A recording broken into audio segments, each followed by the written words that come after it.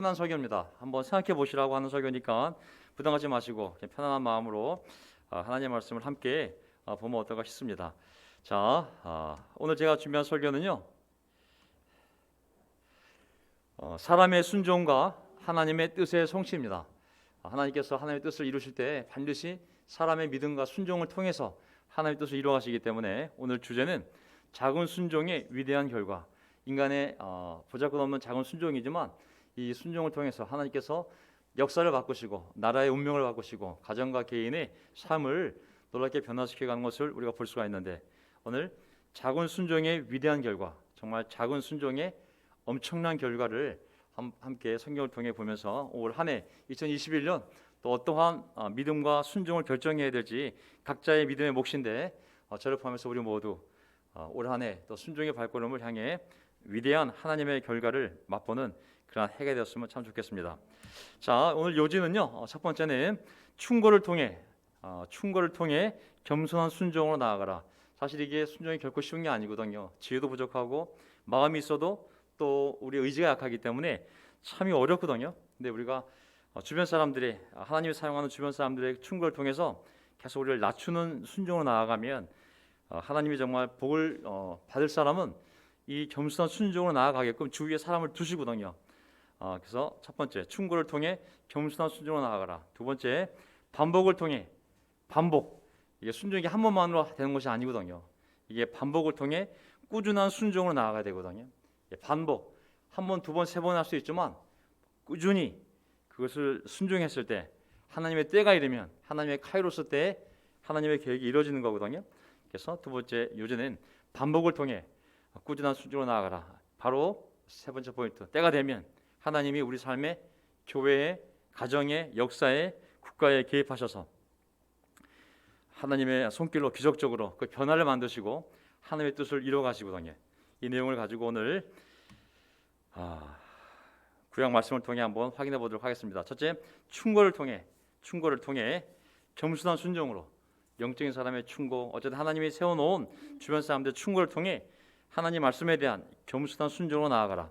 오늘 저는 왕하 5장 이 있는 나만 장군의 이야기를 먼저 보도록 하겠습니다. 나만 장군의 이야기, 왕하 5장 1절.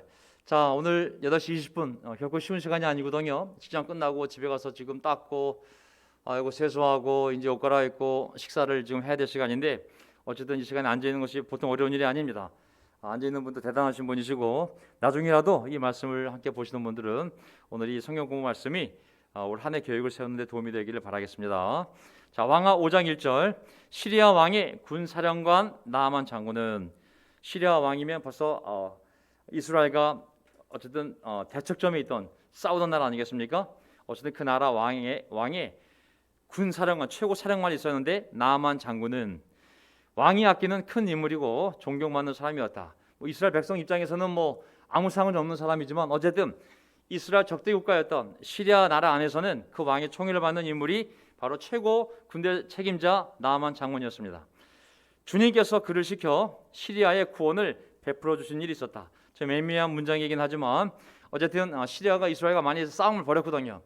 싸우기도 하고 화해하기도 하고. 근데 어쨌든 전쟁이 있을 때 이 여호와 하나님께서 이 나만을 통하여 이스라엘 전쟁에서 이기게 해주셔가지고 시리아가 구원을 받게 해준 적도 있었다고. 어쨌든 시리아 입장에서는 이 나만 장군이 중요한 인물이라는 것을 얘기하고 있습니다. 자, 나만은 강한 용사였는데 그만 나병에 걸리고 말았다. 나병, 참 인생이 마음대로 안 됩니다. 최고의 권력자여 왕의 총애를 받는 입장이었지만 불치의 병인 나병에 걸리고 말았습니다. 강한 피부병이죠. 시리아가 군대를 일으켜서 이스라엘 땅에 쳐들어갔을 때에, 관계가 안 좋았을 때, 이제는 시리아가 군대를 일으켜서 이스라엘 땅에 쳐들어갔을 때에 그곳에서 어린 소녀 하나를 잡아온 적이 있었다. 어린 소녀, 이스라엘의 어린 소녀. 그 소녀는 나아만의 아내의 시중을 들고 있었다. 이스라엘 침략해서 어린아이를 여자를 잡아왔는데 그 여자아이가 나아만 장군의 아내의 시중을 들게 되었습니다. 자, 그 소녀가 여주인에게 말하였다. 주인 어른께서, 이 나아만 장군께서 사마리아에 있는 한 예언자를 만나보시면 좋겠습니다. 이스라엘에 제가 있을 때 아주 유명한, 아주 용한, 정말 하나님이 함께하는 엄청난 예언자가 있는데 그 예언자가 사마리아에 살고 있습니다. 그러니 우리 나만 장군께서 이렇게 불체병에 걸렸으니 정말 그가 믿는 하나님의 능력을 통해서 이 예언자를 통해 고칠 수 있을지 모르니 그분이라면 어른의 나만 장군의 나병을 고치실 수가 있을 것입니다. 이 말을 들은 나아만은 시리아 왕에게 나아가서 이스라엘 땅에서 온 한 소녀가 한 말을 보고하였다. 참 이 계집, 이게 어떻게 보면 어린 여종인데도 불구하고 이 믿음이 강한 이 여자 아이를 통해서 어떤 나아만이 절실한 마음이 생겼고 그것을 왕에게 보고해서 그 도움을 받기 위한 도움을 왕에게 구하는 모습을 볼 수가 있습니다. 자, 사람이 간절해지면 이런 뭐든지 해보고 싶은 마음이 생기지 않겠습니까? 평생을 다 소유했지만 한 가지 고쳐지지 않는 이 문해병 때문에, 이 나병 때문에 정말 뭐든지 해보고 싶었는데 마침 이 어린 소녀의 얘기를 듣고 그렇게 하다 해보고 싶은 마음이 생긴 것이죠. 그래서 5절 시리아 왕은 기꺼이 허락하였다. 내가 이스라엘 왕에게 편지를 써보내겠으니 가보도록 하시오. 지금은 시리아와 이스라엘이 전쟁 중이 아니라 좀 평화를 이루는 시기였기 때문에 또 왕에게 이렇게 편지를 써서 호의를 구하는 또 관계가 있던 시기였습니다. 나아만은 은 10달란트와 금 6,000개와 옷 10벌을 가지고 가서 왕의 편지를 이스라엘 왕에게 전하였다. 그래서 이제 왕이 직접, 시리아 왕이 직접 이스라엘 왕에게 내 신하 중에 이런 사람이 있으니 나아만을 보내니 부디 그의 나병을 고쳐주기 바라오라는 편지를 나아만을 통해 이스라엘 왕에게 직접 친서를 써서 보내게 됩니다. 왜냐하면 당신 나라에 내가 소문을 듣자 하니 당신 나라에 굉장히 용한 정말 그 엄청난 예언자가 있다고 하니 그 신을 통해서 내 나아만 장군을 당신이 좀 어레인지해서 당신의 권력을 사용해서 그 예언자를 불러다가 당신이 좀 어떻게 해가지고 내 장군을 고쳐주시오 라는 취지의 편지를 보내게 된 것이죠. 7절 이스라엘 왕은 그 편지를 읽고 낙담하여 자기 옷을 찢으며 주위를 둘러보고 말하였다.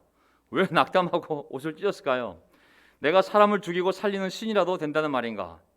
어떻게 사람을 보내어 나병을 고쳐달라고 하니 될 말인가? 이것은 분명 공연히 트집을 잡아 싸울 기회를 찾으려는 것이니 자세히들 알아보도록 하시오. 자, 충분히 이게 이해가 되는 게 잠시 평화로운 상황이긴 했지만 이 시리아 왕이 또 이걸 빌미로 해서 나를 트집 잡아가지고 공격하려고 또 한 것이 아닌가? 이 불신 관계에 있다 보면은 모든 제안이 다 이렇게 날카롭게 해석이 되니까 이제 다시 또 전쟁을 일으키고 우리나라를 침략하려는 것이 아닌가? 그러면서 이제 왕이 여기 보면 진짜 뭐 옷을 찢을 정도면 얼마나 정말 이 분노인지 아니면 이게 위기감을 느끼고 있는지 모르겠지만 굉장히 크게 이것을 받아들였음을 알 수가 있습니다. 나중에 8장 가서 보시게 되면 엘리사가 이제 왕에게 사람 보내서 걱정하지 마십시오. 제가 엘리사입니다. 제가 하나님의 사람 엘리사입니다. 제 손에서 해결할 수 있으니 걱정하지 마시고 그 사람이나 내게 보내라고 하십시오. 라고 이제 개입하게 됩니다. 9절 10절. 그러자 이제 그 소식을 들은 나아만 장군이 직접 군마와 병거를 거느리고 와서 지 나병 고치는데 엄청난 그 선물과 함께 엄청난 선물 금은 옥과 함께 엄청난 군대를 대드리고 어디에 왔냐면 엘리사의 집 문 앞에 멈추어 섰다. 여기까지 왔어요 지금. 왜냐하면 지금 힘으로 밀어붙이는 거면 그냥 점령해버리면 되는 나라를 그 문제가 아니라 이걸 지금 이 병을 고치려면 군사력으로도 안 되고 정치력으로도 안 되고 이 사람의 도움을 받아야지만 주술을 사용하는 뭔지 모르겠지만 해야 되니까 정말 그 자존심을 버리고 그 이웃나라 이 엘리사의 집까지 찾아와서 앞에 섰습니다. 섰는데 집에 들어가지는 않았어요. 여기 보면 멈춰 섰다라고만 나왔습니다. stood. 딱 거기 섰다. 왜냐하면 내가 장군인데 지가 나와야지. 내가 자존심을 꺾고 여기까지 왔지만 내가 차마 그 집에까지 비참하게 들어가고 싶지는 않다. 엘리사가 나오기를 바랬던 거죠. 근데 어떻게 되냐면 엘리사는 사반을 시켜서 종을 시켜서 나아만에게 요단강으로 가서 몸을 7번 씻으면 장군의 몸이 다시 깨끗하게 될 것이라고 말하였다. 야, 이게 지금 이 스토리를 보면 나아만이 절실함 때문에 이웃나라 이 예언자 앞에까지 오긴 했지만 엄청난 군대를 데리고 진짜 거기까지는 꺾었지만 자기 자존심을 그 집안까지 들어가서 부탁하기에는 너무 이 위치가 너무 높았던 것이죠. 밖에 멈춰 섰는데 더 자존심 상하는 건 뭐냐면 기껏 종을 내보내가지고 엘사라는 인간은 나오지도 않고 종을 내보내서 야 우리나라에 요단강이 있는데 거기 좀 더럽긴 해. 물이 흙탕물이긴 하지만 어쨌든 가서 7번 씻어라. 그러면 깨끗하게 리스토어 다시 회복될 거라고. 너의 살이 완전히 회복되어져서 아주 클린하게 될 거라고 알려주었습니다. 자, 나만이 얘기를 듣고 어떻게 반응했을까요? 어이구 감사합니다. 신이시여 드디어 저에게 구원의 길이 열렸군요 라고 했을까요? 하지만 나만의 위치가 있죠. 위치에서 오는 교만이 있거든요. 사실 내가 너희 집 앞까지는 왔지만 내가 이런 수모는 당하고 싶지 않다. 마음이 나옵니다. 보세요 한번. 보세요. 나만은 이 말 듣고 화가 나서 발길을 돌렸다. 화가 나서 적어도 엘리사가 직접 나와서 정중히 나를 맞이하고 주 그의 하나님의 이름을 부르며 상처 위에 직접 지 손가락으로 나를 안수해서 내 병을 고쳐주어야 내 레벨이 있는데 그게 도리가 아닌가. 어찌 지 얼굴도 안 보이고 나는 지 집 앞까지 왔는데도 불구하고 종이나 내보내서 이게 나에 대한 올바른 대접인가? 이제 그거 위치가 있기 때문에 그의 교만한 마음이 다 드러났음을 알 수가 있습니다. 자, 내가 이제 어느 삼성 이건희 회장이 삼성병원에 갔으면 최소한 최고 병원장이 나와서 나를 영접하고 그리고 최고의 능력이 있는 가장 오래된 서기가 와서 직접 진단하고 직접 이 맥박을 잡고 해야지 어디 그 인턴 보내가지고 내 몸을 건드려. 이런 마음과 똑같은 거 아니겠습니까? 자, 12절. 그러면서 뭐라 그러냐면 요단강? 야, 지금 나 시리아 다마스코에 있는 아마나 강이나 마르발 강이 이스라엘에 있는 요단 강물보다 좋지 않다는 말이냐? 강에서 씻을 바에야 차라리 내 나라 돌아가서 거기서 씻으면 될 것 아닌가? 우리나라의 강물에서는 씻기지 않기라도 한다는 말이냐? 하고 불평하였다. 겸손하지도 않고 믿음이 있는 것도 아니고 정말 엘리사라는 사람이 나를 고쳐줄 거라 생각하고 엘리사가 믿는 하나님이 아니라 엘리사의 그런 요술이 되었던 뭐 점쟁이가 되었던 무슨 시술이 되었던 이 사람이 나를 고쳐줄 거라 생각하고 인간적인 눈으로 이 모든 것을 바라보고 있는 것이죠. 하나님의 기적이 일어나려면 인간의 믿음이 필요하고 그 믿음이 일어나려면 첫째 우리가 조심해야 될 게 뭐냐면 어떤 것들이 우리의 믿음과 순종을 막냐면 인본주의, 휴머니즘. 인간적으로 보면 너무한 거 아니야? 인간적으로. 두 번째 합리주의. 너 이성이 있지? 이성적으로 그게 가능해? 응? 우리 이성이 있잖아. 합리적으로 생각을 해봐. 그게 가능한 일이냐고. 세 번째 경험주의. 야, 그게 경험적으로 과학적으로 그게 일어날 수 있는 일이야 그게? 응? 우리가 배운 게 있잖아. 그 지식이 경험적으로 가능하냐고. 실용주의. 야, 요단강보다 우리 아모르강이 내가 있는 그 고향 가면 더 훌륭해. 모처럼 내가 굳이 강물에 씻는다면 H2O 물이라면 내 고향에 있는 더 맑고 깨끗한 물에서 씻지 내가 왜 남의 나라 요단강까지 와서 창피하게 7번 내가 들어가야 되냐고. 그게 과학적이냐 의학적이냐 도대체 무슨 근거로 그렇게 해야 되냐. 마음에 탁 걸린 것이죠. 그렇게 불평하고 나서 나아만은 발길을 돌이켜 분을 참지 못하며 떠나갔다. 그러나 부하들이 13절 그에게 가까이 와서 말했다. 또 충고를 줍니다.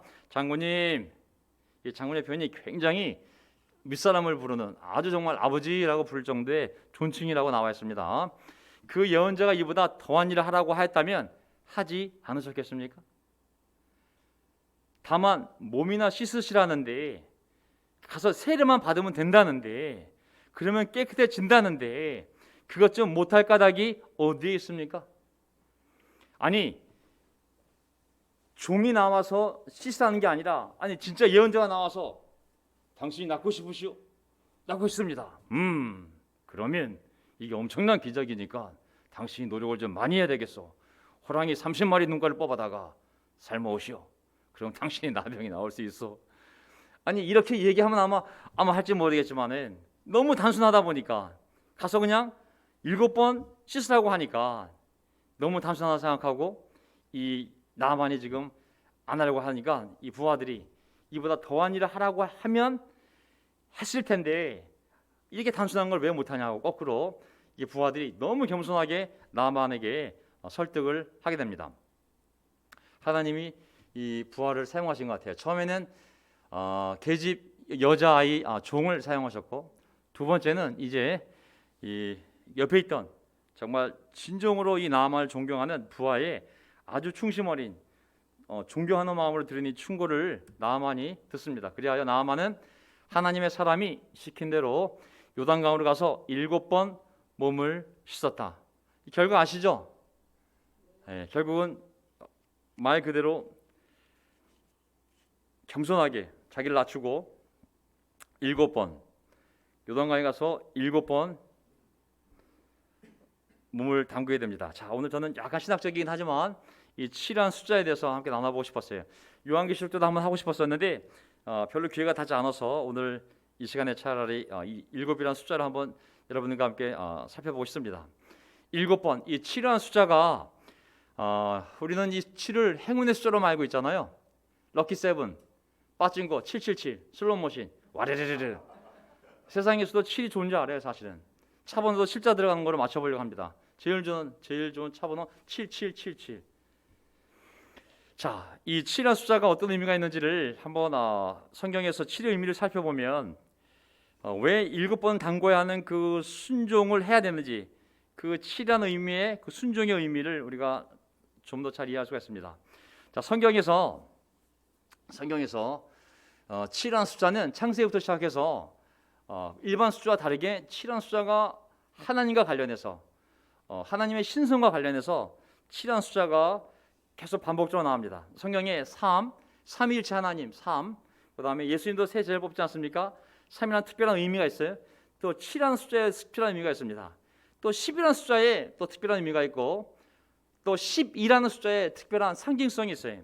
예를 들면 7이라는 숫자를 보게 되면 성수 안에 촛대가 7가지잖아요, 그렇죠? 7개. 자, 창세기부터 시작해서 이제 7이라는 의미, 왜 7번 몸을 담그라고 했는지, 7에 담긴 의미를 알면 왜 7번을 담그라고 했는지 그 이유를 알 수가 있습니다. 창세기 2장 1절 7이라는 의미. 하나님은 하늘과 땅과 그 가운데 있는 모든 걸 다 이루셨다. 창세기 2장 1절. 하나님은 하시던 일을 6일까지 다 마치시고 7일 되던 날에, 이랬날에는 하시던 모든 일에서 손을 떼고 쉬셨다. 7일째 되는 날, 그 7일 날에, 이랬날에 하나님이 창조하시던 모든 일에서 손을 떼고 쉬셨으므로 하나님은 그 날을, 7째 날을 복되게 하시고 거룩하게 하셨다. 벌써 하나님이 창조할 때 5일 만에 끝내고 6일 날 쉰 것이 아니라, 4일 만에 끝내고 5일 만에 끝낸 것이 아니라, 7일 동안 일하고 8일 날 끝낸 것이, 8일 날 쉰 것이 아니라 6일 동안 일하시고 7째 날 완성이 된 거, 완전히 완성. 하나님이 보셨을 때 7째 날을 보면 복을 줄 만한 정말 놀라운 날이 7째 날이에요. 7일, 7째 날, 7번, 7. 완전해진 날, 온전해진 날, 충만해진 날, 거룩한 날, 7이에요, 7. 7은 보통 완전수, 충만수. 이 7이라는 의미가 완전성, 온정성, 충만성이 이 안에 있어요. 창세기 4장 15절. 주님께서 그에게 말씀하셨다. 그렇지 않다. 가인을 죽이는 자는, 가인이 아벨을 죽였잖아요. 가인이 이제 유리하는 자가 되었는데, 하지만 하나님이 가인을 보호합니다. 가인을 죽이는 자는 7갑절로 벌을 받을 것이다. 왜 7배일까요? 8배, 9배, 10배도 되는데, 이것은 무엇이냐면 하나님의 완전한 처벌을 의미하는 것이죠. 완전한 처벌. 창세기 7장 2절. 노아 방주에 들어갈 동물들 보면 모든 정결한 짐승은 수컷과 암컷으로 몇 쌍씩? 7쌍씩. 완전수. 부정한 짐승은 2쌍씩. 7은 천상의 숫자예요. 천상의 숫자. 창세기 33장 3절. 야곱은 맨 앞으로 나가서 자기 형 애굽에게 가까이 가면서, 애굽이 아니죠, 에서에게 가까이 가면서 7번이나 땅에 엎드려 절하였다.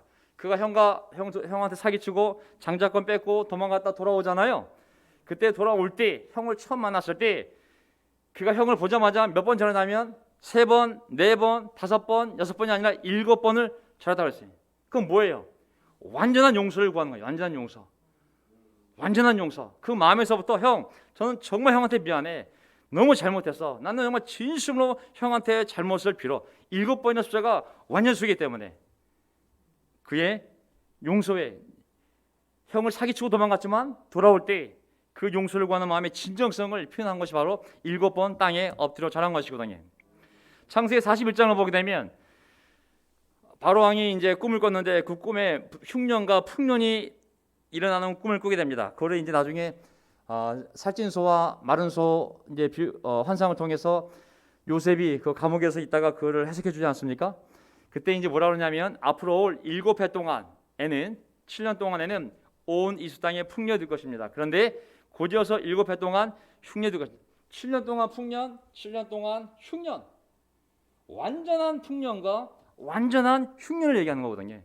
하나님이 컨트롤한, 하나님이 일으킨 자연적인 것이 아니라 하나님이 완전한 계획 속에서 일으킨 7년 동안의 풍년, 7년 동안의 흉년을 얘기하는 거거든요. 기사 숫자가. 레위기 6장 4장 6절.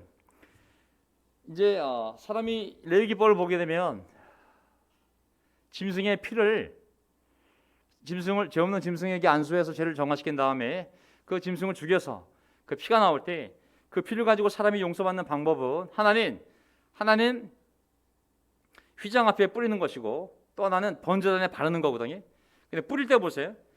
기름 부음을 받고 임명받은 제사장이 죄를 지어서 레위기 4장 6절 제사장이 직접 손가락으로 피를 찍어 주 앞 곧 성소에 친 휘장 앞에서 몇 번 뿌려야 한다? 7번이에요. 왜 6번이 아닐까요? 왜 5번이 아닐까요? 왜 8번은 안 될까요? 7이라는 숫자에 온전성을 얘기하는 겁니다. 그렇게 했을 때 네가 온전히 죄를 용서받았다는 상위성이 있는 것이죠. 7번 뿌려야 한다. 그 다음에 레위기 25장 8절 안식년을 안식일이 있고 안식년이 있어요. 7일째 되는 날이 안식일이에요. 7년째 되는 년이 안식년이에요. 안식년을 7번 세워라. 7년이 7번이면 7, 7이 49. 안식년이 7번 지나 49년이 끝난다. 7째 달 여름날은 속죄일이니. 근데 끝난 달 7째 달은 또 속죄일이. 너희는 나팔을 크게 부르라. 나팔을 불어 너희가 사는 온 땅에 울려 퍼지게 하여라. 10절 너희는 50년이 되는 이 해를 거룩한 해로 정하고 전국의 모든 거민에게 자유를 선포하여라. 이 해는 희년, 너희가 희년 주빌리로 누릴 해다. 다 7과 관련이 있어요. 안식년이 7번 지나면 49년. 그 다음에 맞이하는 해가 희년이라고. 7, 7이 49. 한 사이클 끝나면 그 사이클이 끝나는 시점에서 희년, 주빌리, 놀라운 축제를 열라고. 전부 자유를 선포하라고. 여러분 아시겠죠? 오순절은 뭐예요? 오순절은 유월절, 무교절 끝나는 그걸 기준으로 해서 49일, 7, 7이 49일이 지나고 온 첫 번째 날이 오순, 50이잖아. 오순절, 그렇죠? 오순절 날 교회가 세워진 거거든요. 교회가 7이라는 의미에는 놀라운 하나님의 뜻이 담겨 있어요. 왕상 18장 43절. 자, 엘리야 얘기입니다. 자, 그리고는 그의 엘리야가 시종에게 올라가서 바다 쪽을 살펴보라고 하였다. 시종은 올라가서 보고 와서 아무도 보이지 않는다고 말했다. 엘리야가 다시 그 시종에게 7번을 그렇게 또 다녀오라고 하였다. 7번째가 되었을 때 그 시종은 마침내 사람의 손바닥만한 작은 구름이 바다에서부터 떠올라오고 있다고 말하였다. 그리고 손해가 시작된 거잖아요. 7번을 보내는데 왜 7번째에 이것을 보게 되었을까요? 하나님의 놀라운 계획인 것이죠. 7번째에 손바닥만한 구름이 보이고 그리고 그 이후에 소나기가 오지 않습니까? 어쨌든 7번을 해보세요. 나만이 결국은 요단에 와서 7번 물에 잠겼어요. 그는 온전한 순종을 의미하는 겁니다. 처음, 2번, 3번, 4번, 5번, 6번째 아무런 변화가 없어요. 6분의 1씩, 7분의 1씩 그의 피가 나아진 것이 아니에요. 그가 7번 몸을 담았다는 것은 하나님의 뜻에 완전히 순종했다는 뜻이고 온전히 순종했다는 뜻이고 하나님의 그 겸손의 요구에 온전히 순종했다는 뜻이고 그리고 그 순종이 이루어지자 7번째 올라올 때 그의 살결이 어린아이의 살결처럼 새 살로 돌아와 깨끗하게 나았다. 사실 물속에 7번 들어간 것은 큰일이 아니지 않습니까? 그가 얻은 결과를 생각하면 평생 고통스러웠던 문둥병에서 나병에서 그 결과를 얻는데 그게 필요한 것은 겸손한 순종이었던 것이죠. 7번 물속에 들어갈 수 있는 겸손한 순종. 그 겸손한 순종이 하나님의 계획을 불러일으켰고 평생의 소원을 이룰 수 있었고 그리고 하나님께 영광을 돌리는 삶을 살 수 있는 시작점이 되었습니다. 15절 나아만과 그의 모든 수행원이 하나님의 사람에게로 돌아와 엘리사 앞에서 말하였다. 이제 나는 온 세계에서 이스라엘 밖에는 하나님이 계시지 않는다는 것을 이스라엘 밖에서는 하나님이 계시지 않는다는 것을 알게 되었습니다. 부디 예언자의 종인 제가 드리는 이 선물을 받아 주십시오. 이게 이 이야기의 최종 결론이고 이가 핵심입니다. 나만의 깨달음이 이 본장의 핵심입니다. 나만이 순종하여 7번 물에 잠궈 몸이 어린아이처럼 회복되었다가 결론이 아니라 회복된 나만이 이제야 나는 온 세계에서 이스라엘 밖에는 하나님이 계시지 않다는 것을 알게 되었습니다. 하나님을 찬양하는 것이 바로 이 이야기의 핵심 결론입니다. 그 사람이 행복하게 되었다는 것이 결론이 아니라 하나님을 이용해서 내가 잘 먹고 잘 살게 되었고 우리 자식이 잘 됐고 우리 부모님이 잘 됐고 내가 건강하게 되었고 이게 결론이 아니라 그 사건을 통해 내가 깨달은 것 이제야 나는 하나님 외에는 다른 신이 없다는 것 내가 그 신에게만 찬양을 돌리겠다는 것 이것이 바로 모든 우리 삶에 일어나는 축복의 결론인 것이죠. 여기까지 가지 않으면 우리가 받은 축복이 다시 썩거나 아니면 그 축복이 오히려 우리를 세상으로 돌아가게 만들어서 이전보다 더 타락한 삶으로 그 축복이 우리를 인도해 갈 수 있는 것이죠. 어쨌든 여종의 충고, 그 부하들의 충고, 결국 겸손하게 걸 받아들이고 그 집 앞에 갔을 때 비록 종이 나왔지만 비록 그 내용은 너무 허접지 않은 과학적이지도 않고 의학적이지도 않고 합리적이지도 않고 이성적이지도 않고 경험적이지도 않고 실용적이지도 않은 말도 안 되는 정말 나병 환자가 낫는 것하고 물속에 물을 7번 담근 것하고 아무 연관성이 과학적으로 의학적으로 제로이지만 그가 겸손하게 그 말에 순종했을 때 온전히 순종했을 때 겸손한 그 순종을 통해 그의 평생의 고통이었던 나병을 치유하게 된 것이죠. 첫 번째 포인트 생각나시죠? 충고를 통해서 겸손한 순종으로 나아가라. 그런 사람이 주위에 있는 것이 정말 복받은 관계인 줄 믿습니다. 아멘. 예. 두 번째, 반복을 통해 꾸준한 순종으로 나아가라. 두 번째는 이제 반복을 통해 꾸준한 순종으로 나아가라. 반복을 통해 꾸준한 순종으로. 이번엔 여호수아 6장을 보겠습니다. 여호수아 6장. 자, 여호수아 6장은 알다시피 여호수아가 이제 요단강 건너서 가나안 땅을 정복하려면 제일 먼저 무너뜨려야 될 그 통과 관문이 바로 여리고성을 점령하고 거기서부터 이제 나아가야 되는 거거든요. 근데 가나안 족속 7족속은 연합이 되어 있었기 때문에 정말 이게 결코 쉬운 전쟁이 아닌 거거든요. 근데 제일 먼저 부탁드린 장소가 어디냐면 여리고인데 여리고에는 지금도 그 흔적이 남아 있지만 보통 군대로서는 점령할 수 없을 만한 강력한 성벽이 존재했기 때문에 이 성벽이 어떻게 하나님을 위해서 이스라엘 백성들의 순종을 통해 무너졌는지를 보면 또 우리가 배울 것이 있습니다. 여호수아서 6장 1절 여리고성은 이스라엘 자손을 막으려고 굳게 닫혀 있었고 출입하는 사람이 없었다.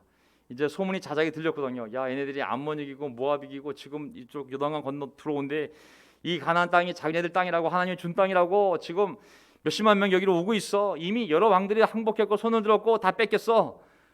긴장 속에서 완전히 성문을 다 굳어 잠그고 지금 싸울 전투 준비를 하고 있는 것입니다. 근데 주석서를 보게 되면 그 당시 역사가들이 고정한 바에 따르면 이 여리고성은 군사 작전으로는 공격 자체가 불가능하게 만들어져 있는 천연 요새라고 되어 있습니다. 이 자체가 성 자체가 이 경사지 위에 이 성이 있는 데다가 성벽이 있고 성벽 안에 또 이 장애물을 두었는데 이 장애물이 45도로 돼 있다 보니 이 35도로 돼 있다 보니 35도의 이 경사진대를 올라가서 또 성벽을 넘어가야 되기 때문에 성벽이 3m, 4m라고 그러거든요. 그러니 그 경사진대를 기어 올라가서 3m, 4m를 넘어가야 되기 때문에 이거는 그냥 저 죽여주십시오 하는 것과 똑같다고 그랬거든요. 절대로 그 성을 공격할 수가 없다고 그랬습니다. 너무 미끄럽고 그 방해물 때문에. 하지만 방법 한 가지. 그건 뭐냐면 방법 뭐냐면 성을 완전히 포위해서 굶어 죽이는 거예요. 그 방법 외에는 공격하는 것 자체가 불가능한 이 성이라고 그랬거든요. 근데 성을 포위해서 굶겨 죽이려면 굉장히 오랜 시간이 걸리고, 오랜 시간이 걸리면 그 연합된 다른 나라들이 와서 공격을 할 거기 때문에 시간을 끌면 끌수록 불리한 전쟁이거든요. 그래서 이 성벽이 어떻게 무너지는지, 하나님의 계획이 없이는 무너질 수 없는 성벽이었고, 이 성벽이 무너지지 않으면 가나안 땅 자체를 들어갈 수 없었기 때문에 이 방법을 우리가 잘 볼 필요가 있습니다. 사람은 도저히 무너뜨릴 수 없는 성, 하지만 반드시 무너져야 되는 성. 과연 어떻게 하나님이 이 성을 무너뜨렸을까요? 알다시피, 그래서 이제 여기 보면 2절, 주님께서 여호와에게 말씀하셨다. 내가 여리고와 그 왕과 용사들 너에게 붙인다. 이미 다 이겼다. 너희는 너희 가운데서 전투할 수 있는 모든 사람은 엿새 동안 그 성 주위를 날마다 한 번씩 돌아라. 전투 병력을 모은 다음에 한 일이 뭐냐면 돌을 깨라가 아니라 그냥 돌라고, 그냥 성 주위를 6일 동안 하루에 한 번씩 도는 것이 하나님의 방법이었습니다. 구원의 방법이 너무 시원찮아서 믿기지 않을 정도잖아요. 전투 병력을 모아놓고 가서 싸우라는 것이 아니라 전투 병력을 모아서 하루에 한 바퀴씩 돌라는 것이었기 때문에, 마치 나아만 장군에게 가서 호랑이 눈알 100개를 빼고 고쳐줄게 라면 해볼 만한데, 가서 요단강 가지고 7번 담그라고 하니 더 하기 싫었던 거죠. 말이 안 되니까. 자, 그러면서 제사장 7명, 순양 뿔나팔 7개를 들고 궤 앞에서 걷게 하여라. 그러면 1일째 되는 날에 너희는 제사장들이 나팔을 부는 동안 성을 7번 돌아라. 다 7이잖아요, 그렇죠? 제사장 7명, 뿔나팔 7개, 그리고 7일째 되는 날 제사장들이 나팔을 부는 동안 성을 7번 돌아라. 첫째 날부터 6일까지는 한 번씩. 하지만 7일째 되는 날에는 7일째 되는 날에는 7번을 돌라고. 제사장 7명, 7개의 뿔나팔, 7일째 되는 날 7번 돌아라. 7의 의미가 뭐라 그랬어요? 완전수, 충만수, 온전수라고 그랬잖아요, 그렇죠? 하나님의 뜻이 이루어지는 숫자인 거예요, 그날이. 제사장들이 순양분 나팔을 한번 길게 불면 백성은 그 나팔 소리를 듣고 모두 큰 함성을 지르라. 마지막 날 7째 되는 날 7바퀴 돌고 뿔나팔 불면 온 백성이 죄다 소리를 지르라고. 그러면 성벽이 무너질 것이다. 그때 백성은 일제히 진격하여라. 백성들이 들러리가 아니에요. 마지막 날에는 성벽이 무너진 조건에는 거기에 전투병력도 있어야 되고 제사장들도 있어야 되고 다 있어야 되지만, 마지막 날에는 백성들이 다 함께 소리를 질러야지만 하나님의 기적이 일어나서 성벽이 무너지게 되어 있습니다. 자, 성벽이 6절, 눈의 아들 여호수아가 제사장들을 불러서 말하였다. 언약궤를 메고 서시오. 그리고 7 제사장은 제각기 7 순양 뿔나팔을 들고 주님의 궤 앞에 서시오. 법궤. 하나님의 이 구원 방법은 갈수록 태산이, 여기 무기가 등장하지 않습니까? 뿔나팔 플러스 법궤예요, 법궤. 성벽 무너뜨리는데 법궤하고 뿔나팔하고 무슨 상관이 있겠어요? 그러니까 하나님의 역사를 보게 되면 인간의 이성, 인간의 합리적인 사고, 인간의 경험, 인간의 실용주의, 인간의 상식으로 볼 때 과연 법궤 상자 맨 것하고 제사장 7명이 뿔나팔 분 것하고 성벽이 무너지는 것하고 무슨 관련성이 있겠어요? 이것은 과학적으로, 물리적으로 관련성이 제로인 거거든요. 그래서 사실 이 성벽이 무너진 사건 때문에 일부 과학자들은 하나님의 섭리를 부정하려고 어떻게 이 여리고성이 분명히 무너졌는데, 저도 가봤거든요. 이스라엘 성지 순례 갈 때 거기 여리고성을 가게 돼 있거든요. 지금도 흔적이 있어요. 지금도 거기 고고학적인 유물 찾아 조사하고 캐내고 있고. 근데 과학자들은 무너진 걸 부인할 수가 없어요. 거기 흔적이 있으니까. 근데 이거를 하나님의 기적이 아니라 자연적인 현상으로 그걸 찾으려고 노력해. 그래서 그 당시 여리고 지역에는 지진이 많았다. 그래서 타이밍이 해필이면 점령 거기 있었을 때 지진이 마침 일어나서 자연 현상에 의해서 무너진 것이다. 왜? 무너진 건 무너진 거니까. 빈 무덤은 빈 무덤이니까. 이게 빈 무덤이 부활인지 제자놈들이 훔쳐간 건지 그 차이만 있을 뿐이지 마찬가지거든요. 성벽이 무너진 건 분명하니까. 또 역사학자들은 하나님의 기적을 부정하려고 다른 지리적인 근거를 찾아서 그 당시 지리가 뭐 이래 하지만 양심적인 고고학은 그곳에 엄청난 규모의 성벽이 존재했었고 그리고 어떤 충격에 의해서 분명히 무너졌다는 사실을 땅은 거짓말할 수 없는 거거든요. 땅은 거짓말할 수 없는 거거든요. 그래서 우리가 성경을 통해 믿음으로 또 합리적으로 이해할 수 있는 것은 그 백성들이 마지막으로 수십만 명이 함께 소리를 질렀을 때 그 진동으로 사람들이 얼마나 떨었겠어요, 그렇죠?